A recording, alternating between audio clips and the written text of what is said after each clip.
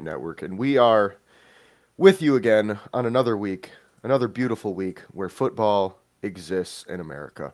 Um, it is officially football season, and with that being said, we are going to start it off with some Lions conversation. So, there's a couple kind of big things that we'll get out of the way, just to begin. Um, as we've talked about many, many, many times on this show, Zadarius Smith.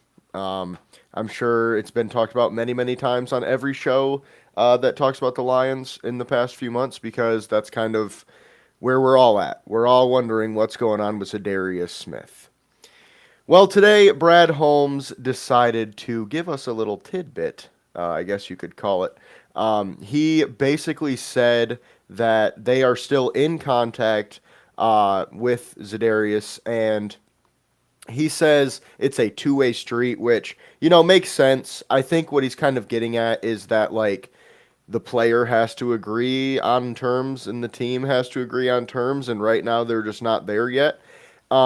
He did kind of give an inkling that training camp might be a part of it. And, we mentioned that on the show maybe last week or 2 weeks ago now, that we both kind of figured that was the case. Okay. And, it does sound like as, the preseason games go by, the chance that Zadarius Smith is a Lion this season goes up, in my opinion, simply because of Brad said it this way. He said, where is it? I lost my line now. He just he mentioned that like missing training camp isn't a like big deal, and he basically was just like, yeah, I mean, if he does, he does. That's we'll see what happens essentially. So I feel like that's kind of part of the conversation there too. I mean, obviously Zadarius wants his money first. Like that's the big sticking point, of course. But I also think, him being, 32 years old, been in the league for almost a decade or over a decade now. And he's one of those guys that like he's just like, look, he literally said it a couple months ago. Detroit is the only place that I want to be. So I feel like there's a way that we get this done. I just feel like it makes a lot of sense, and I just feel like the fact that he said that kind of points to, the training camp thing being kind of the sticking point, because if he wants to play this year, Detroit's the only place he wants to play.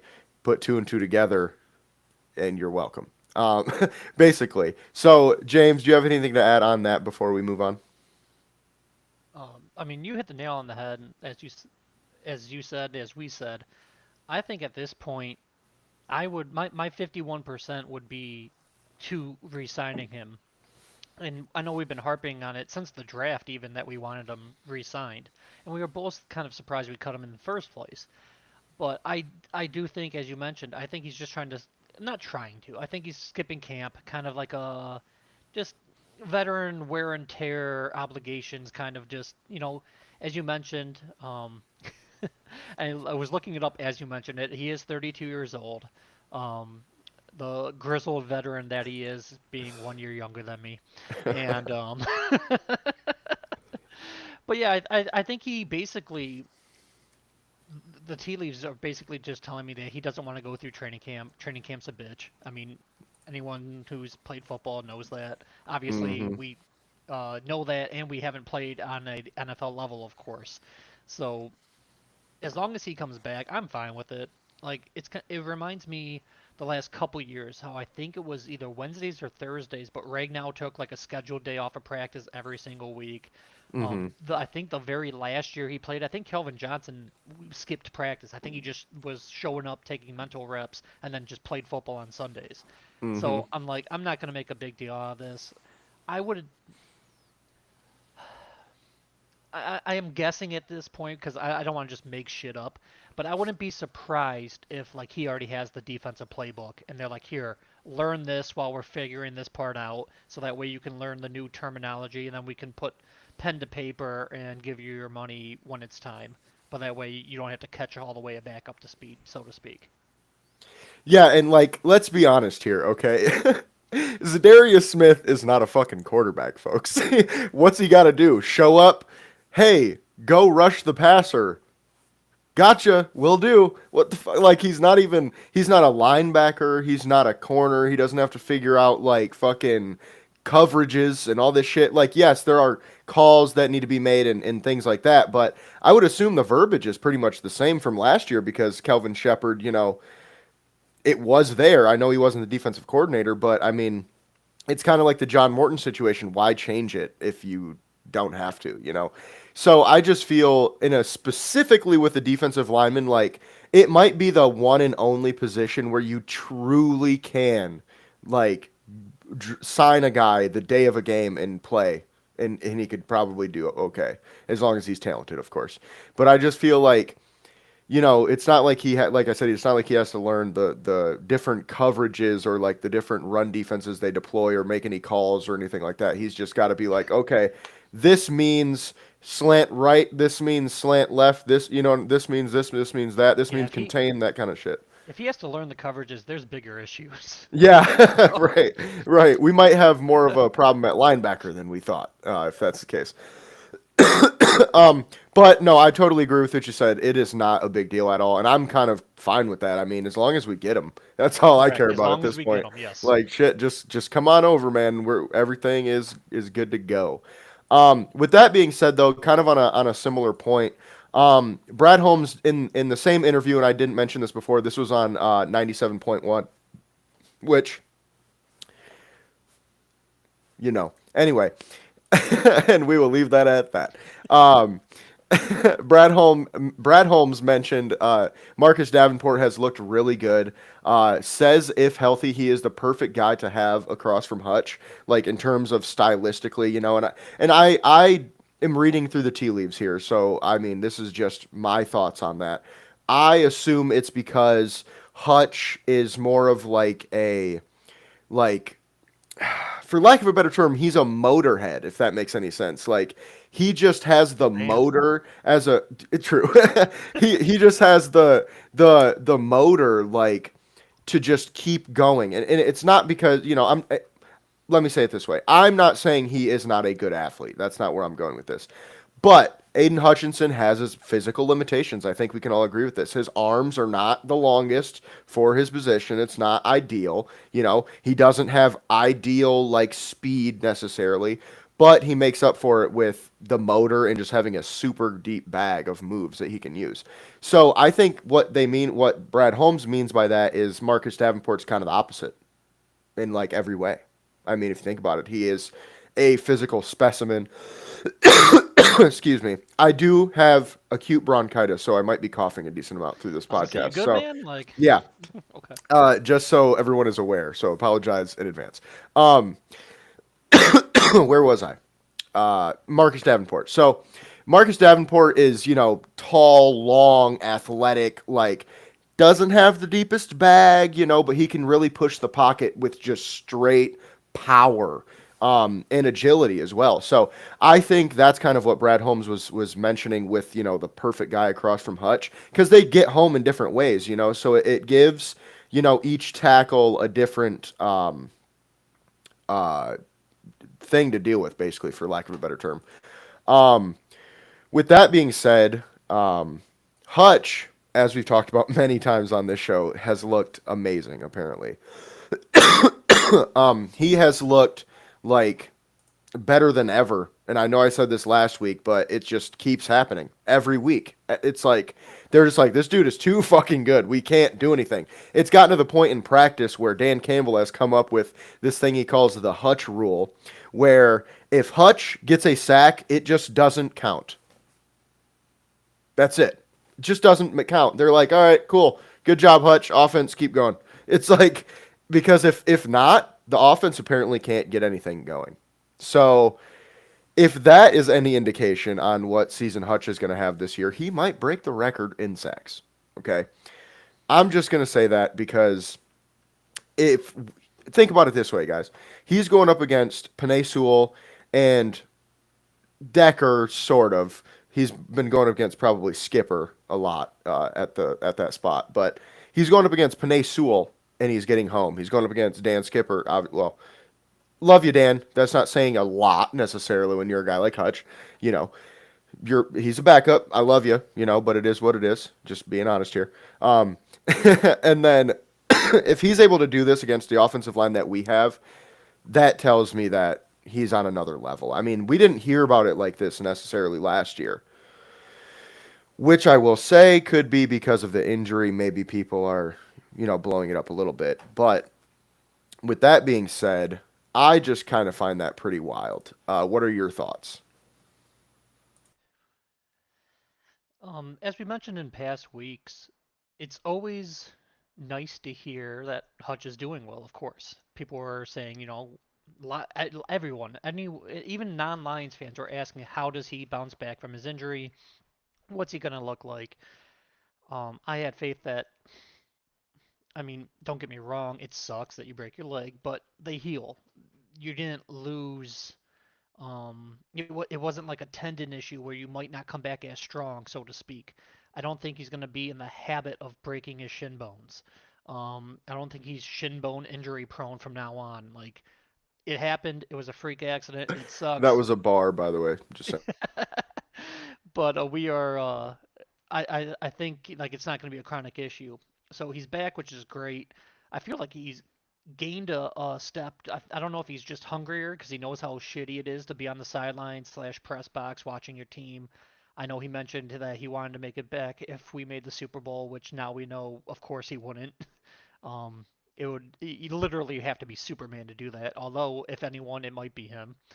Um, but kind of what I pointed at, and I don't want to go make this into a rant because I will rant a little bit about this when I do my Tiger segment, is just because one half of the team is doing really well, in this case the defense and Aiden Hutchinson, doesn't mean someone else is terrible. Like I know you mentioned Skip, and like you said, he is a great six lineman. Like if everyone's healthy, he's not a starter, so it's not dragging him. It's just pointing out. Obviously, if you beat Skip for a sack, and your name is Aiden Hutchinson or Micah Parsons, it's not exactly noteworthy. No offense to him, but he has had constant, or I would say consistent, not constant, consistent success against Panay Sewell, who is elite. And then every week I do see comments on each and every article about Hutch's success asking if Panay's taken a step back. And I'm like, God, like, I know people are a fan of DJ Reed, our new corner one. If St. Brown smokes him on a route, does DJ Reed suck, or is St. Brown that good? Like, Well, you're allowed James, to have. obviously, football is a sport that only matters what you do on one play. It doesn't matter what you do on the rest. I mean, let's be Yeah. real here. It's like if you fuck up once, you're just terrible. You shouldn't play again. You should be cut. That's what I think. Cut him. Panay Sewell, get cut. Sorry. When it comes, like I said, I do want to keep the focus here on baseball or on football, but when it comes to the baseball topic, there is a lot of comments about the Tigers of people saying exactly that after one bad game, and I'm just like, okay, I'll get off my soapbox for that one and for at least another few minutes here. But yeah, Hutch looks great. It's obviously good news. I can't wait to see, and I'm sure you're going to touch on it. I heard a lot of good things about Tyleik Williams as well in practice, and I can't wait to see what this D line looks like if we do get Zadarius Smith back, if Marcus Davenport is still healthy, and we get Aleem McNeil back. So that way, hopefully, it could be a Zadarius Smith, Aleem McNeil, Tyleik Williams, and Hutch, because I think that is quite the formidable line, and that will make just everyone else on the defense's job easier. So while we're already hearing good things about what we have now, on paper and hopefully in reality, it can only get better from here, barring injury. Knock on wood. Yeah, for sure. Yeah, I totally agree with that too. Like you mentioned with Tyleek specifically, and we were going to talk about this later, but we'll talk about it now since we brought it up. He apparently has been looking really good as well in training camp, which is an awesome thing. And like you mentioned with McNeil coming back at some point, like our defensive line could be dominant. And this is even without Levi Onwuzurike. Obviously, like we mentioned, Zadarius Smith would be a great addition, but the perfect addition, some would say, maybe. I Um, would, yeah. I would, yeah, I Yep. would agree with that. I would say that really all we need right now is another pass rusher, and obviously it sucks that Levi is gone, but I do feel we have a pretty deep interior defensive line group, especially guys like when guys like Makai Wingo come back. I think he's going to be a pretty big addition for us, which he Pascal should be can back. Yeah, Pascal as well. Pascal can move inside a little bit as well. Yeah, and like Pat O'Connor's another guy we've talked about before that I really like. The rookie from Houston. Lopez. Roy Lopez as well. Yes, I'm a big fan of Roy Lopez. As anyone who read my article on him when we signed him, I love him based on the film. I mean, he could be literally. I think he could be our Levi Onwuzurike replacement, and I don't think it's really gonna. We're not gonna lose a lot, in my opinion. We'll see if that is the case, but with Levi going down, now he's going to get a lot more snaps. So that's another thing to keep an eye on. Which speaking of, players that are impressing on the defensive side of the ball, Amik Robertson apparently has been looking really, really good in training camp right now. With the lack of, Terrion Arnold and Ennis Rakestraw due to injury, neither of them are practicing, so he has had to step up in that kind of cornerback two role. And I mean, as we saw last year, the dude locked down fucking Justin Jefferson. So obviously he is capable of these things, which kind of like Is that call hard to me. do?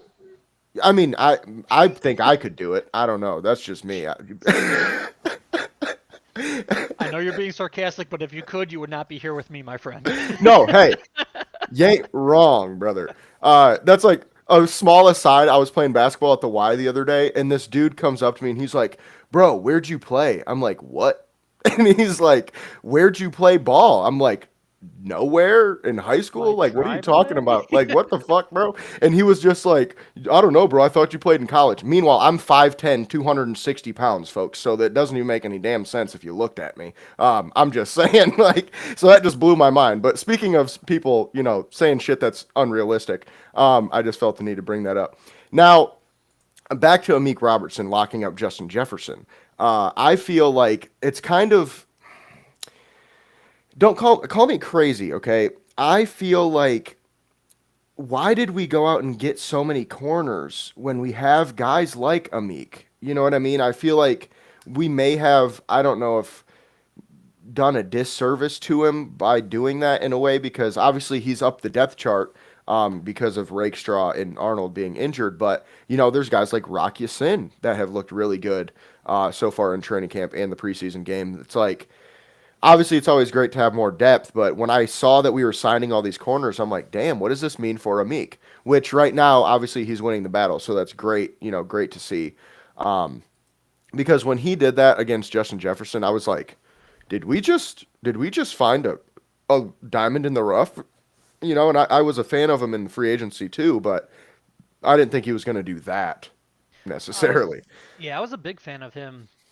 To be honest, I never heard of him when he was playing for Vegas.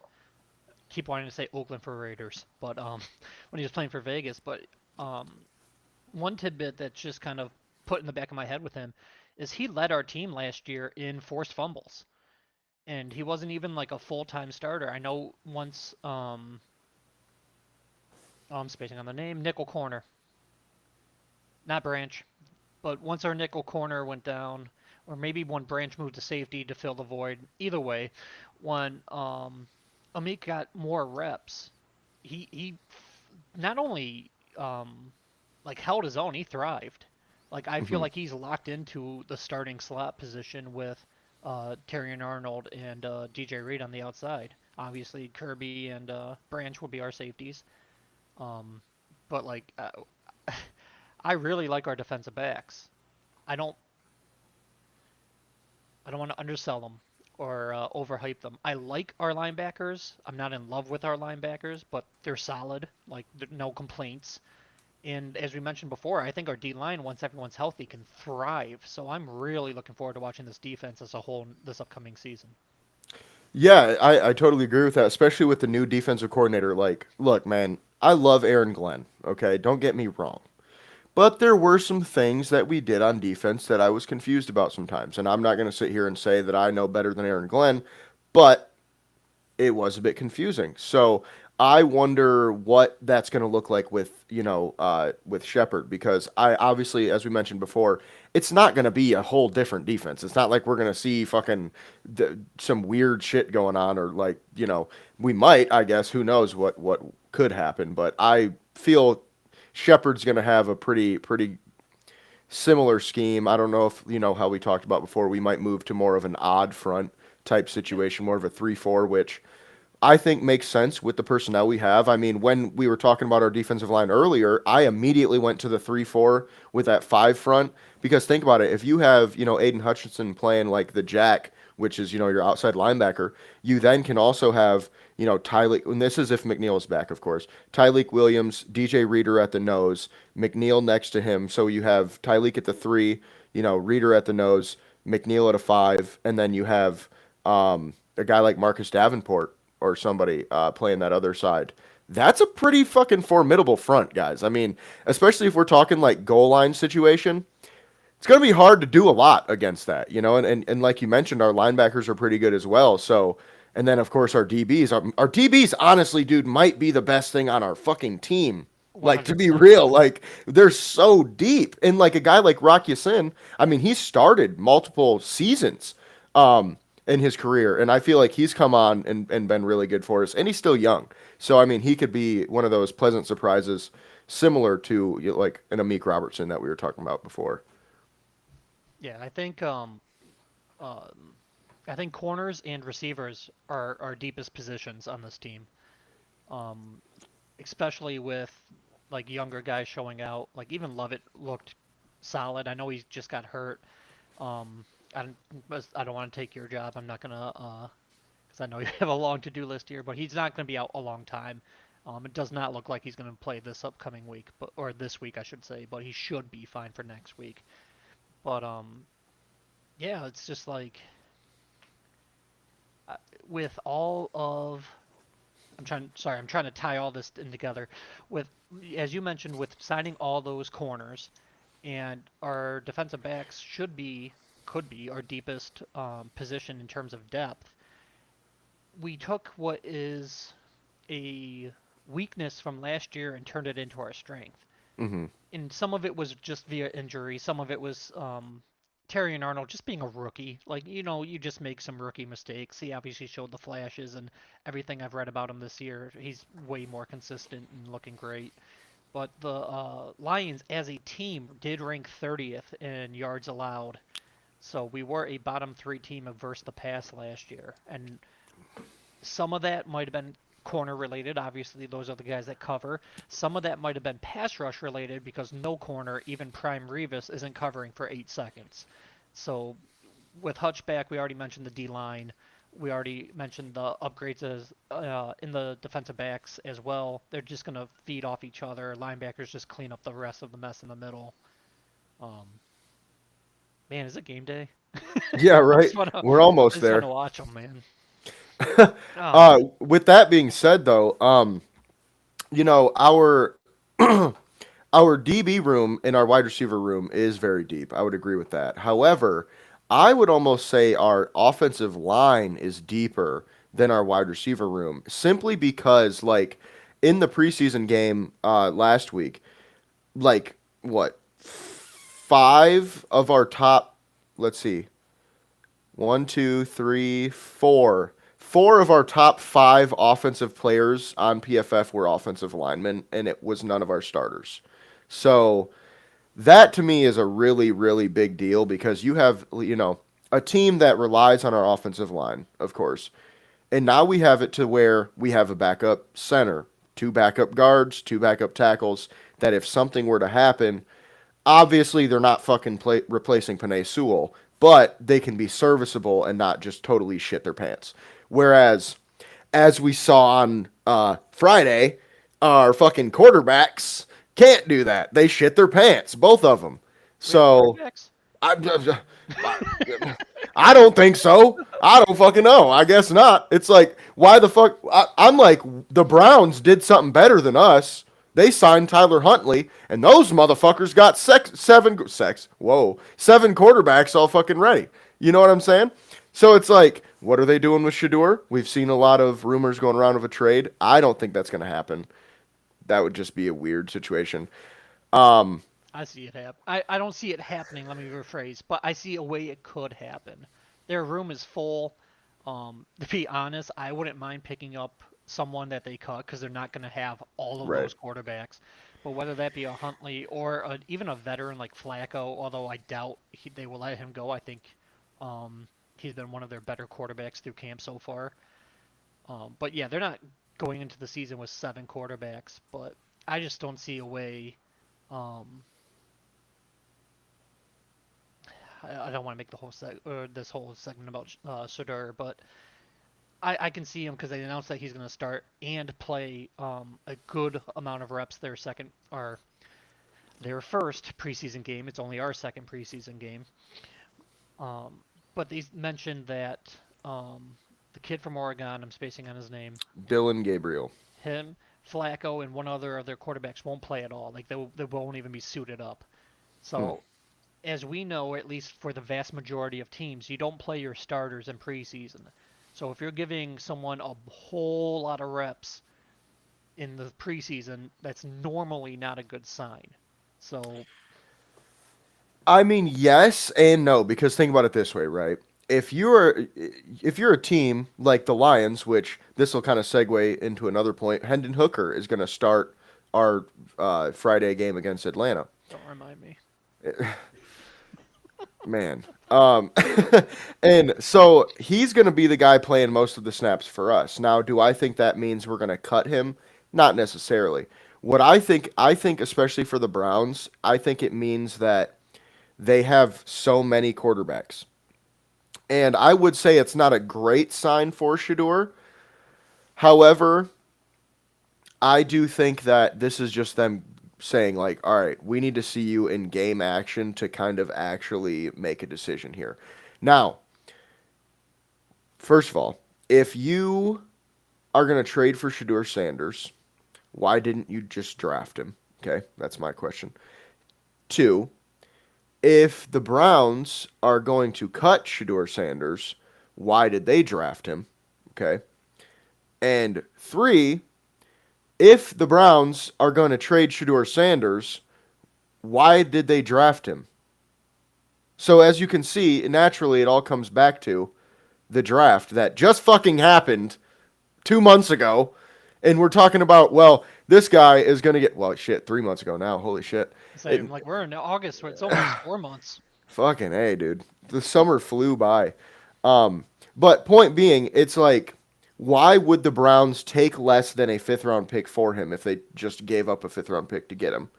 Why would they cut him? Because think about it this way.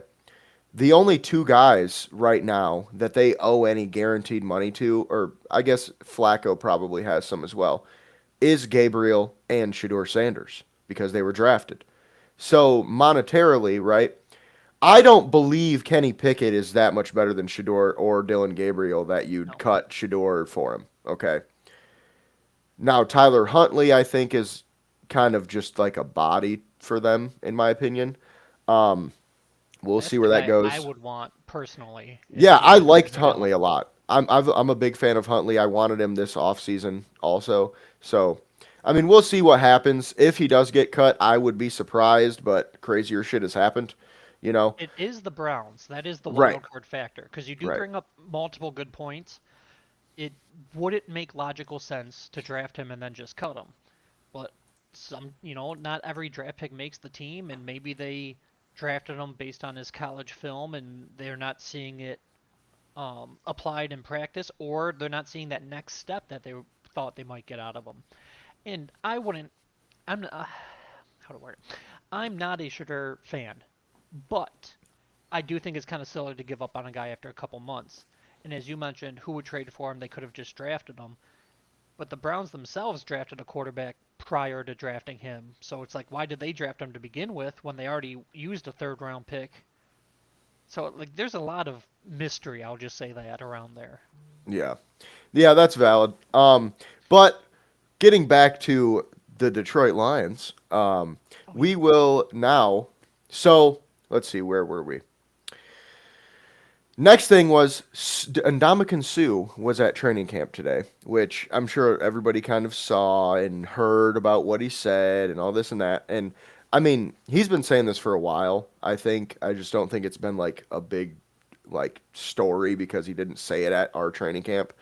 But has felt slighted by the Lions since he left. I mean, I thought that was pretty obvious. Whether it be because they didn't pay him or whether it be because he just felt like they didn't like there apparently there's a story with his rookie contract where the team drafted him and every year the pay scale goes up or whatever, and they drafted him with the number one pick, and they drafted Stafford with the number two pick. They drafted Stafford with the number one pick as well, and then the next year they told Sue, "You're going to get less money than Stafford because he's our quarterback and you're a defensive tackle." He was not Okay. happy about that, which I get, but I understand it from both sides, right? It's like you're trying to get your money, you're trying to get yours, and if anything, he could even say, "Well, look, man, I'm the one really putting my body on the line." Like I get that this guy is the quarterback and the offense and whatever, but I'm a defensive tackle. That means I have to literally just throw my body on around every play. So it's like I get why he wants more money, but I also understand from the team perspective like, look, man, from a value, standpoint, it's not there. So it started there, and then it kind of became a thing when he left for Miami.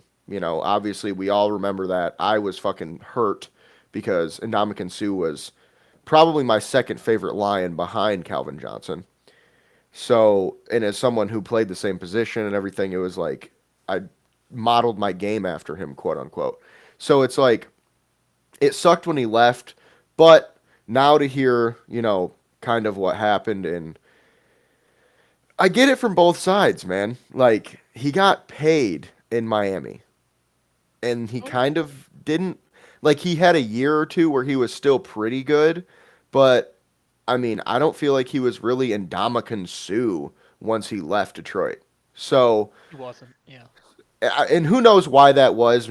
Sometimes guys get money and they kind of take a step back or whatever the case may be. It might have been a schematic issue. Who knows? But a guy like Suh, who, by the way, almost won the fucking Heisman as a defensive tackle. Okay, he was that good.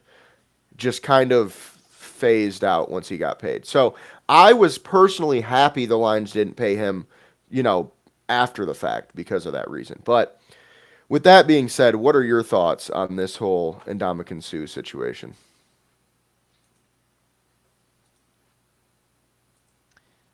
You haven't lost me. I just haven't spoke yet. Um, I want to think about how I want to attack this because sometimes honesty is not the best policy. Um, I am not a Sioux fan. I was when he was here. I was a big Sioux fan when he was here. One of my first vivid memories is my dad taking me out to dinner and me being at the dinner table saying, "Hey, we got to wrap this up. The draft starts in like 10 minutes and the Lions pick number 2. Like, let's go." And that's because I was hoping we drafted Sue. We did. He was great while he was here. Um, but he does not, at least with the kind of mindset in the Lions' values today, he doesn't fit in here. He's a me first guy. And don't get me wrong, every professional athlete wants to be paid. Of course. Like, if I was him, I would say not everything he said, but I would want my money too. Like, he was having major impacts on games, and I was gonna say should have been paid like it, but he was, in my opinion. He would hit between him, Calvin, and Stafford. They took up like 60% of the whole team's cap, which is one of the reasons we only had 3 good players. But like you mentioned, after Detroit, I have his stats up here. Let's see: Miami, Rams, Bucks, Philly. He was on 4 other teams in a 6-year span after us. So like he never really found a home again. And I remember when we did first draft him, his agent, before he even signed his rookie contract, got a year shorter on the deal than most rookies did at that time. That was before the automatic 4-year contract. That was before the rookie pay scale. That was before, the 5th year option and all that. Because his agent flat said he wants to get to free agency sooner. He wanted to get to a second contract sooner. And I'm just like, in my opinion, he did everything he could to get out of Detroit as fast as he could. He did join us when we weren't obviously that great. Um, but I got a bad taste in my mouth from him, man. Like, he was a great player on Sundays, but uh, any other day of the week, I don't want nothing to do with him. I roll my eyes when I see him at practice. Personally, he's not a guy I would want at practice. I guess, in a sense, he's my Hulk Hogan. We mentioned that last week that some people were up in arms about it. I'm like, I just feel like he's a selfish, um, arrogant player. And like I said, don't get me wrong, he was a hell of a player. He'll make the Hall of Fame, no problem. But yeah, that's not a guy I would want in my locker room, at least right now. Yeah, and I hear you. I just think the way my perspective on the whole situation, right, is that Ndamukong Suh was too smart for his own good. Okay, I feel like Ndamukong Suh didn't really love football. I think Ndamukong Suh is a guy who was a legitimate, like, very, very smart person, and like what he did in college can attest to that. I can't remember exactly what it was off the top of my head, but he was like doing like some crazy science shit or something like that. So he is like, I think, a businessman first in the sense of his playing career, right? And I can respect that. I can understand that because at this point, if you're someone who, I'm sure he loved football, but he doesn't love it, I would say, like some other people might. You know what I mean? Like, I think he just realized I'm a huge motherfucker. I'm a great athlete, and I enjoy this sport enough that I'm going to try to, be really good at it. And that might say why he kind of fell off after he got paid. I mean, think about it. He's like, I want to get to that second contract faster. I want to get as much money as I can, guaranteed, blah, blah, blah, blah, blah, so that once I get this money, I feel like I made it. I don't really, because he then became a legitimate businessman. Like, he took the money he got in Miami, and obviously he was doing it in Detroit too, but he took the money he got in Miami and made a bunch of different businesses. Like, I mean, shit, he was on a couple episodes of Ballers because he was super into business. So Yeah, him and that's his kind of what I sister think. own a few businesses. Yeah. Yeah. So that's my perspective on it. Like, trust me, I was pissed when he left, but like, I kind of get it. And I try to not always look at things from only a fan perspective because I think sometimes things get skewed, especially when we talk about like money or even injuries. I feel like for some reason, like from the fan perspective, fans like get pissed when a guy gets injured, and it's like, bro, he can't fucking do anything about that. I don't know, like, what is he supposed to do? He's playing fucking football, and like, you're mad because he got a hurt ankle or some shit. You know what I mean? And it's like, oh, my favorite thing is when people go, what the fuck? He's been out 2 weeks for turf toe. What is this dude, a pussy? And it's like, hey, bro, do you not know what turf toe is? I was gonna say that's the first thing if I would read, I would be like, guess who's never had turf toe? The guy that Yeah, wrote that. it's like, turf toe is a broken fucking toe. That's what that means. It's just because they're like, oh, you hurt yourself on the turf. It's like, no, it literally is a term for a specific break in your toe because it happens so often, specifically from turf. That's it. And it's like, but people don't know that, so they just say, oh, like, I remember my dad was one of those people where he would just be like I remember specifically Cam Newton one time was out 2 weeks with turf toe, and he was like, who the fuck, what the fuck is going on with this pussy? Da, da, da, da. I'm like, if only you knew, bro. If only you fucking knew. Especially a terrible quarterback. Like, I feel like Exactly. maybe someone like Brady might be able to Yeah. play through it, and no, not just because Brady, but a pocket quarterback. Hmm. But Cam Newton's always moving around. There's no, yeah, no, Absolutely no way. yeah. And that's pretty much my 2 cents on that. But with the Sue thing, I just do feel like he was just a businessman first, and I can respect it. I don't have to like it, but I can respect it because that's what it is And I can at the agree end of with the you day. on that. James, don't blame him. He got big paydays. He went to Miami, no state income tax there, so it's a little bit of a Hmm. cheat code, anyways. But that's a whole another topic. But as a Detroit fan, I hated it. But Yeah. yeah, like person to person, I don't blame him. But as a Lions fan, like you took your extra money, you kind of, I mean, you didn't kind of, you left us, and now you're just coming back to training camp now that we're good. Yeah. It's like, why don't you go to a Miami training camp or Tampa Bay training camp or oh, Yeah. whatever. I'll digress. I mean, I get it. I get it. I do feel like that is a kind of a sign of respect, though, too, where it's like, hey, I'm here. Like, yeah, I guess he could have came back at some point, but I mean, Respect us I, after we went 15-2. okay, you could say the same thing about Calvin Johnson. You could. You could make the exact same argument. He Person to retired. person, I'm not a big fan of him either. Okay, that's valid. If that's how you feel, that's how you feel. And Love him as I a player. feel right. And I feel like yes, I do agree. Ndamukong Suh is a bit of an arrogant kind of guy, like in general too. So I do get where you're coming from with that. But now moving on, we'll try to kind of wrap this up because we have been going on for a little while here. Alex Anzalone just got a new deal, reworked deal, not an extension. They just fully guaranteed his contract this year and added some incentives on top, which is great. It's great, but he's probably still not that happy about it. I mean, that kind of tells me we're probably not bringing him back next year. Unfortunately, like the fact that we're still having this conversation and then all we did was give him his contract this year fully guaranteed as like respect, that's a sign. And I think, like we mentioned before, Jack Campbell and Derek Barnes are probably next up, and that's why we gave Barnes the deal we gave him and drafted Campbell. I mean, we talked about that quite a bit last week, so we don't have to go on for too long there. Um, Last thing, we will kind of go over,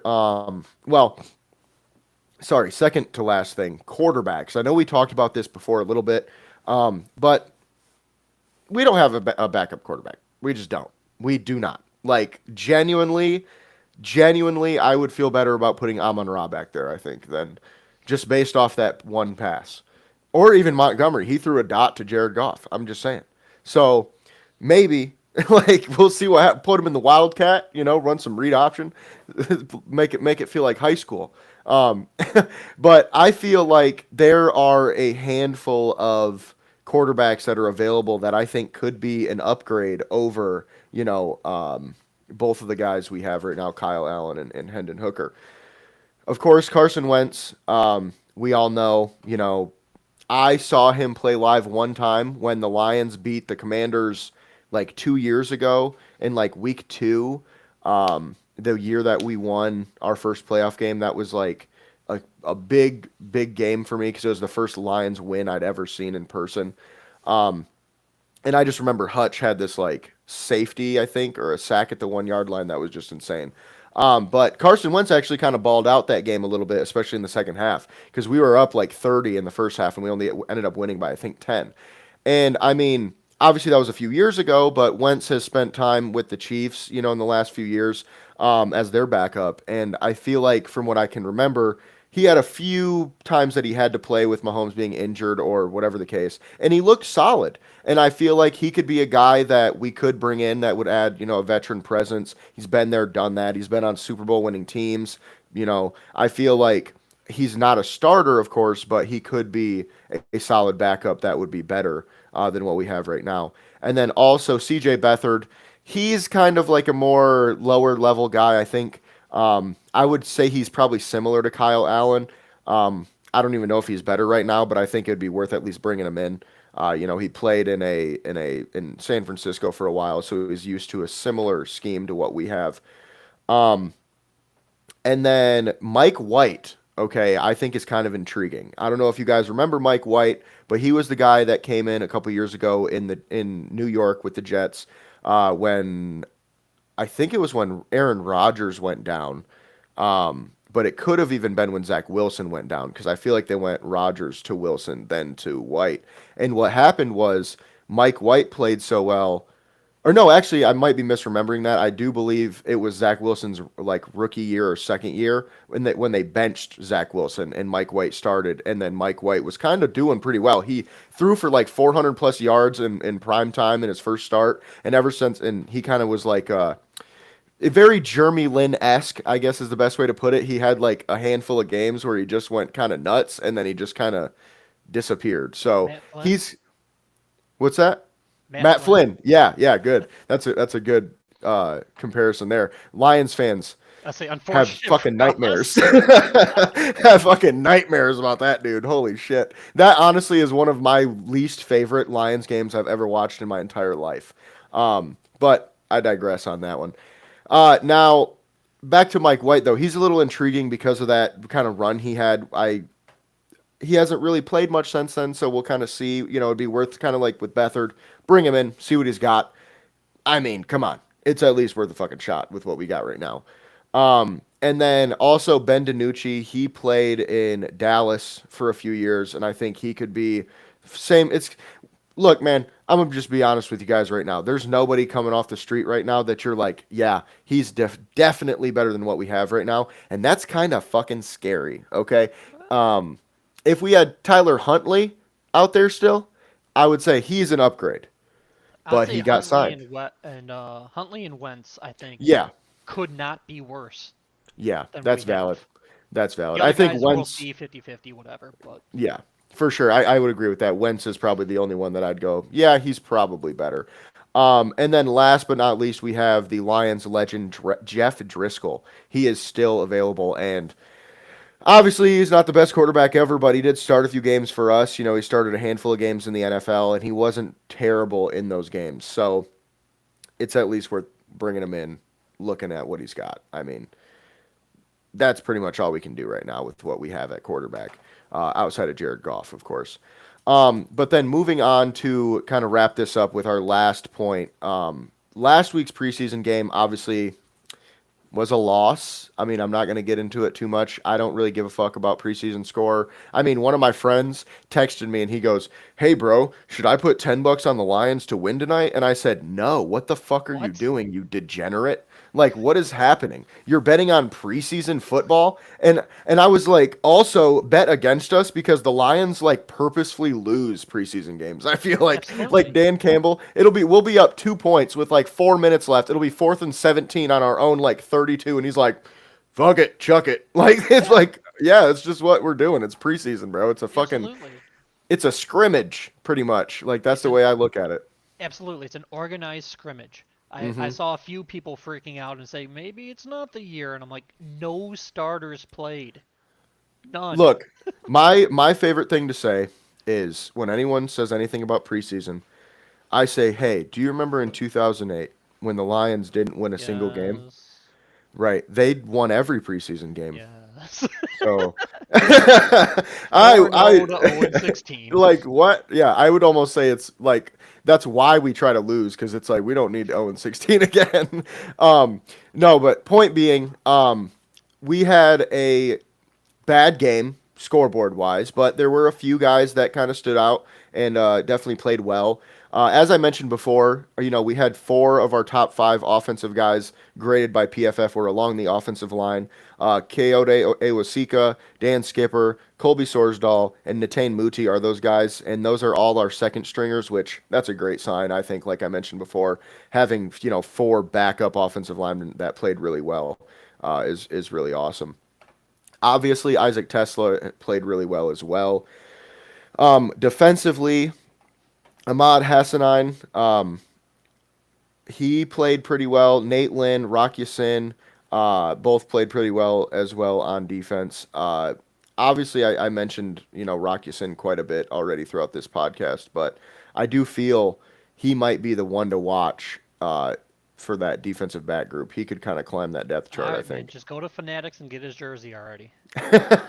I mean, shit. If he would have signed more than 1 year deal, I might have because I just love the way he plays, And Dan Campbell has brought him up a handful of times as well, so I could see him being like that first guy off the bench for us and our first rotational guy. He's not gonna play a bunch or anything, but it's just nice to have somebody like him off the bench. Absolutely. He's definitely an upgrade over Vildor and those guys of the past.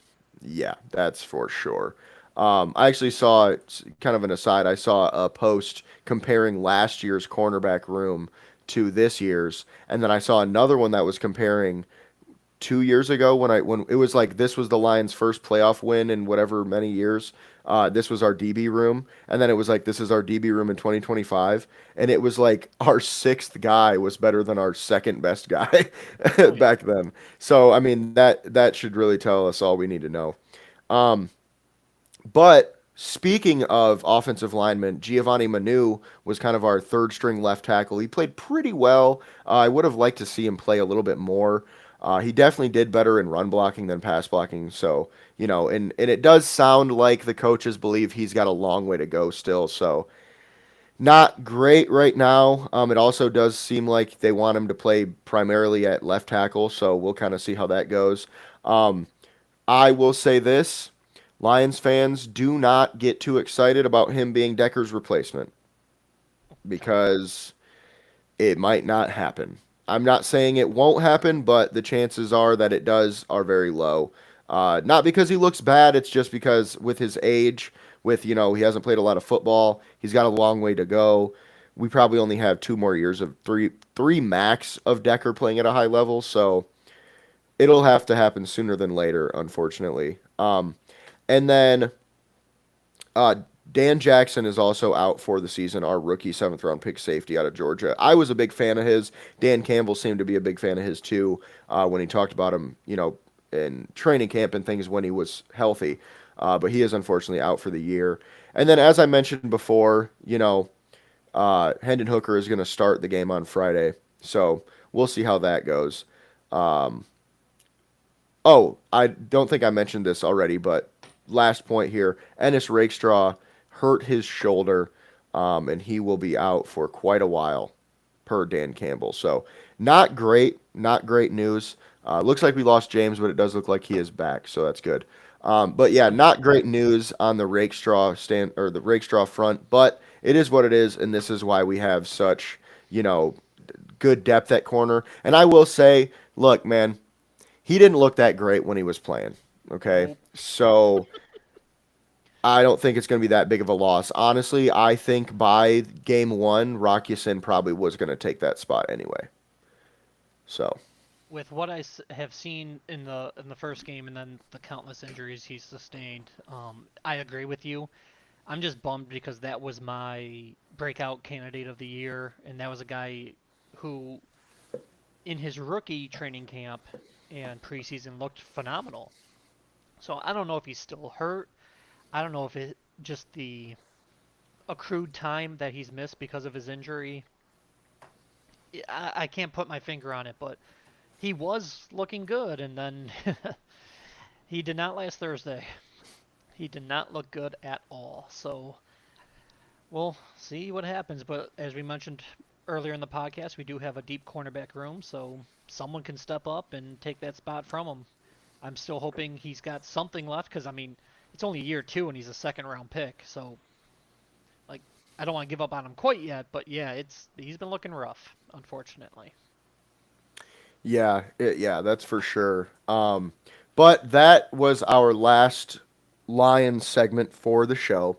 So, stick around. We are going to talk some Tigers here in a second. But before we do, you should head over to click the link in the description and head over to Fanatics and buy yourself some new gear because they've got some really good deals going on right now with Lions gear, Tigers gear, all types of stuff. So if you want a Rock Ya Sin jersey, for instance, they got it.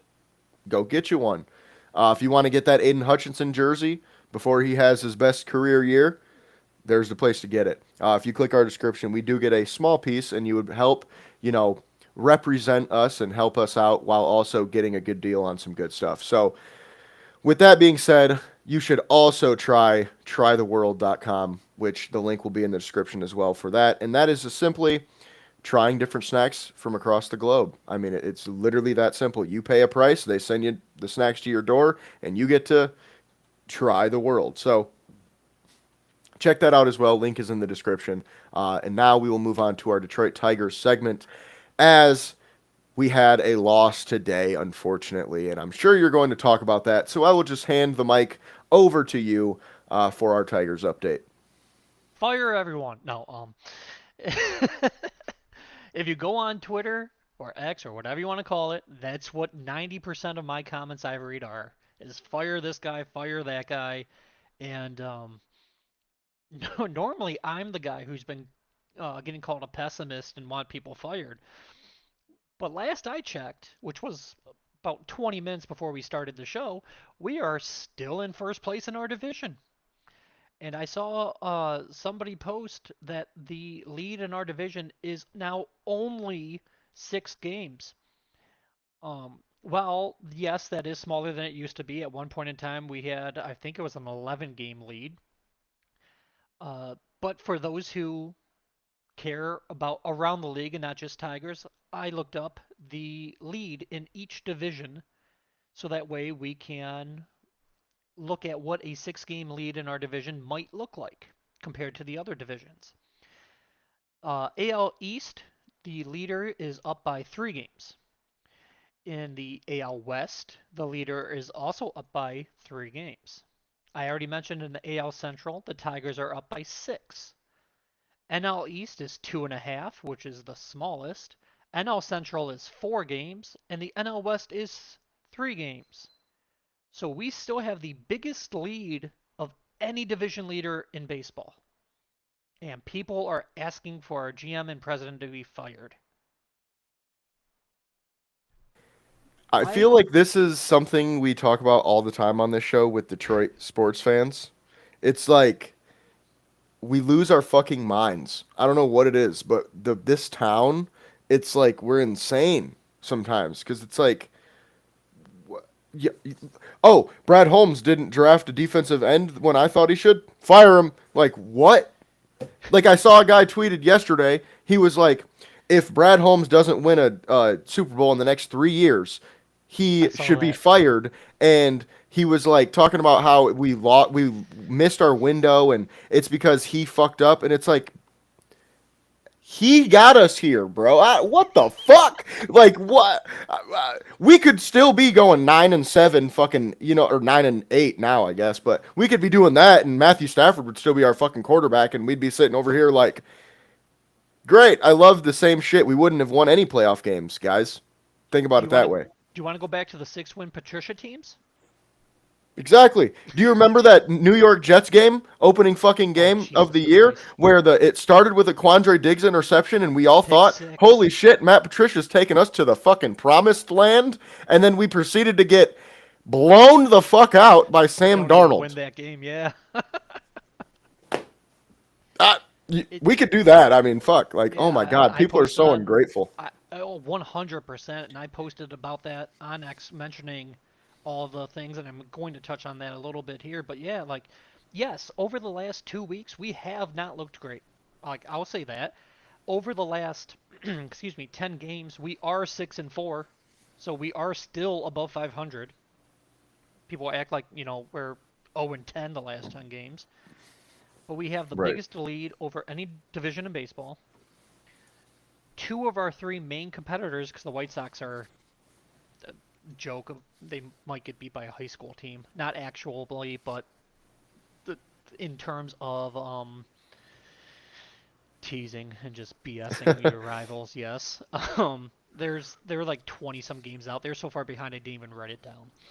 Um, but the Twins and the Guardians sold at the deadline. The Guardians got rid of two of their starting pitchers, their closer, who unfortunately beat us recently.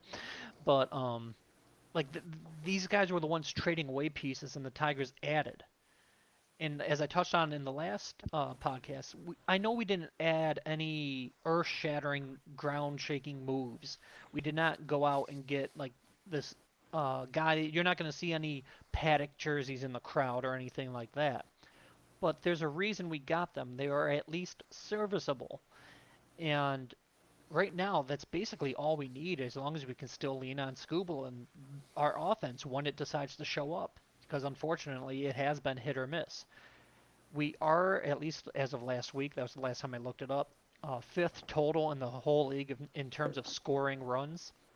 So even if we dropped a little bit, I'm confident in saying we are still top 10, if we're not in the top 5. But some of those arms that we got at the deadline were Very good. Paddock, his first start with us was a very solid start. I'm spacing Morton from the Orioles had a very good start, and we won those games. Paddock's second start was a different story, unfortunately, but once again, we traded no top 10 prospects to get these guys. It's kind of uh, like fans almost want to trade for the like Paul Skeens and give away nothing in return. It's like we got some average to maybe slightly below average bullpen arms and starting pitching, but we gave up next to nothing. We still have all of our top 10 future prospects in our farm system, which I would say the top five of those are like legit. Keep an eye on these guys. They're like rocking shit in the minors, and they could be the guys that the next Green, the next Torkelson, the guys who are playing for the Tigers organization. Um, I'd say starting next year or maybe the year after for the next 10 years after. So we didn't mortgage our future, and we still got some help. Yes, it's not the best help, but we got some help. Um, Today, as you mentioned, we lost 9-4, and Flaherty was our starting pitcher today. And what I don't understand is when Paddock had a bad game and he allowed 4 runs in 4 innings, people were saying, cut him. Just flat, like, we just traded a 19-year-old prospect for him, but fuck it, cut him, get rid of him completely, even though he won his start for us before that. So he's 1-1 as a Tigers pitcher. So I don't understand that. Flaherty, in 4 and 2/3 innings, gave up 8 hits, 5 earned runs, and only had 3 strikeouts to 1 walk. That's worse than Paddock did. But I did not see a single get rid of Flaherty or cut Flaherty or anything like that. So apparently Flaherty's allowed to suck as long as Paddock goes too. It makes no sense. Um, and I want to be more positive about the Tigers because although we are in this current slump that we are in, like I said, we're still over 500 the last 10 games. We still have the biggest lead in baseball over teams that are rebuilding, so I don't think they can maintain their current runs. And in terms of the people that want Scott Harris fired, and I even saw someone say, like, if you still support Scott Harris, like, you don't know ball and stuff like that. And I'm like, if we win this division, because right now we're currently leading it, there's still plenty of baseball left to be played. But if we win this division, it would be our first division win in 11 years. Why would we fire the guy who made us the best team that we've had in 11 years? Last year, not only did we just make the playoffs, we went to round two. So we would have made back-to-back playoffs as long as we maintain this. And I will say, if we end up losing this division or not making playoffs, okay, time to have a conversation. But that's if, not now. As for now, we have the best Tigers team in 10, 11 years. And we're coming off a playoff win, or a season of a playoff series win. So I'm like, I don't even think his seat's warm, let alone hot. And as you mentioned before, and here's my avoid earlier in the segment because I didn't want to get it mixed in with our Lion stuff. And I understand it's different sports. I understand some fans only watch the Tigers, some fans only watch the Lions, some fans only watch the Wings, etc., etc. Tons do watch all of them. I don't know how, as a city and as my feed says on X, I can have so many Tigers fans wanting Harris to be fired after making the playoffs and winning in the playoffs and leading their division, but Steve Yzerman needs another 3 years. Right. It's only year 7 of the rebuild. They said it was going to be a 10-year rebuild. Okay, but you want the guy who just had success and is currently leading to be fired, but not the guy who hasn't done shit for 6 years? Like, I didn't want to make the segment about Fire Iserman because, like I said, so far for this offseason and only looking at this offseason in a window, I've agreed with what he's done this year. The other years, no. So, like, I don't want to just kind of go off a rant and have Iserman catch a stray, but as a fan base, we hold some people to winning expectations and others no. Like if we win the division for the first time in 11 years, you still want him fired, but a guy who is currently the GM of a hockey team in Hockey Town is currently on their longest playoff drought in franchise history. He just needs more time. Preach. Where is the standard as fans? Well, it's like that guy on Twitter that we talked about a couple weeks ago. I can't remember how long ago now. But this guy tweeted out saying that he has been a Lions season ticket holder for 50 years or whatever the case may be, and that he said if they don't win the Super Bowl next season, he's going to quit being a Lions fan. So, just let me break this down from a logic standpoint, okay? You went through the Stafford era, and you were cool with that. That worked. Matt Patricia, that was fine. That was totally fine. But we get to winning, and you decide, this isn't enough for me. All right, call me crazy, but I just thought of an analogy, and maybe it's not the best analogy, but I'm going to use it anyway. That's like being married to a woman for 40 years, and you say, hey, babe, let's have a threesome. And she says, no. And you go, let's get divorced then. That doesn't make any fucking sense, bro. I'm sorry, but that makes zero sense. And it's like, dude, you've spent so much time and effort and energy and money on this team, and you're just going to say, we didn't win the Super Bowl this year. I'm out. Like, what? It's like when we lost to the Niners. People were like, oh, same old Lions, same old Lions. And it's like, hey, buddy, the same old Lions wouldn't have even got this far. So, Yeah, I just wanted, like I said, I'm like, I know they're different sports. I know they're different points in their career, but Iserman is the longest tenured GM in Detroit. So he's had the most time to rebuild, do his thing, whatever. And like I said, I didn't come on here planning to attack him, but if someone who's done more than him as a Detroit GM is being asked or being told to like get fired, go away, whatever, uh, it no correlation. Like what? Why? I just want consistency. Like if your right. standards are, hey, we need to win or we need you gone, fine. If you want to, hey, this is a long-term rebuild, like the Tigers were rebuilding too. They weren't supposed to make the playoffs last year. They Mm-hmm. overachieved technically.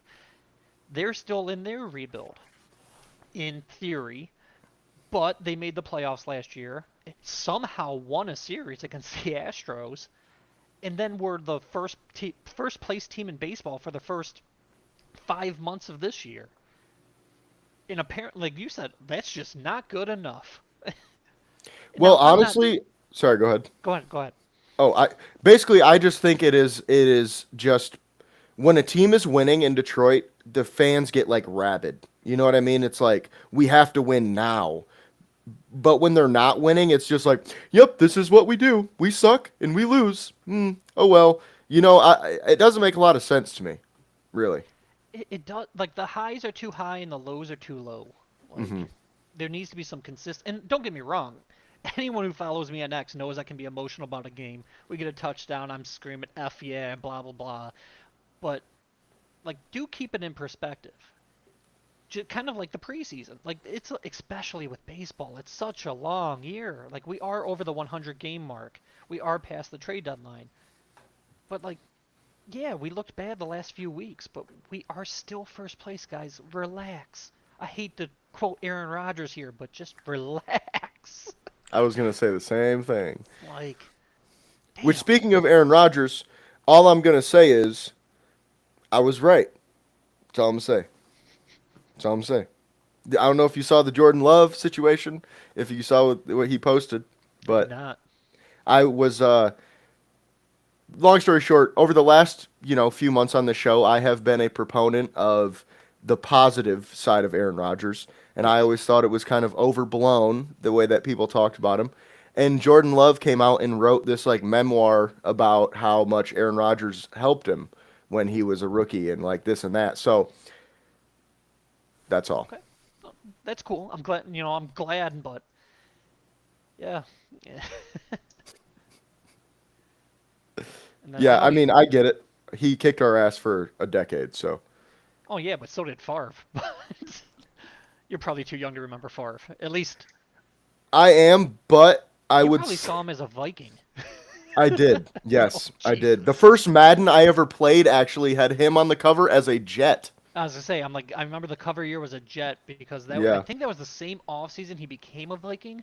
Because back Hmm. then I remember it was physical. God, I'm gonna sound like I'm 80, but it was physical disc, and they made a printout that you can download and print at home of the Vikings uniform, so you can just Oh slide it in wow, your case, so that way it can be a Vikings uniform Favre instead of a Jet. that's hilarious. And I'm just like, yeah, See, well, I feel like too Brett Favre. He's got his own scandals to worry about, so I'm gonna just not leave it not at even when that. he was a player, but yes. Right, right, right. Other I than will throwing say, pick sixes. yeah, well, that was the territory with him. He was a Yeah, gunslinger, so like I will say this as I mean, don't get me wrong, I think throw for throw, career for career, Aaron Rodgers was better than Favre, but as a Lions fan, I feared Favre more than I feared Rodgers. that's hmm. I might be in the minority with that Yeah. because like I said, I would like if you're telling me both, were free agents and in their prime, I would take Rodgers. Yeah. I like you said, I was too young to remember the Favre kicking our ass days because like I literally just barely remember the Vikings Favre. Oh, jeez. I remember Yeah. Jets Favre and Green Bay Favre. Him and Donald Driver were just pains in my ass. Yep. But yeah. And then the only thing I wanted to touch on, because I know we're running up the time here, and I was debating on even mentioning it just because it is so small. But I'm like, you know what? It's so small, I will just throw it out there. For the Wings content, for what very little there were. Just today, some trade rumors linking us to Mason McTavish from the Ducks, and I find that situation interesting. I'll say that, but also definitely with maybe like three question marks behind it, because we already made a trade with the Ducks this year for Gibson the goalie. So I'm like, if we were gonna get another player, I don't know why we wouldn't just combine them in the deals and whatever else. But I also don't know why, to be fair, Anaheim would trade him. He's not once again, earth-shattering world beater. Oh, we're gonna win the cup if we get him. But he is pretty damn solid, and he is young. He is only 22 still, and he was playing in the NHL at the NHL level at 19 years old. So he is a four-year pro even at 22. And each year his goals and assists improved each year. So being young, still improving, and they do have a pretty bad roster over there. There's not much help. I don't know why they would give up on him, but I wanted to throw it out there because a reliable, not source, but reliable paper news outlet said that the Wings do have some buzz going on with that. I have no idea what it would take prospect-wise to to give up to get him, but I just wanted to make a note that those rumors are out there.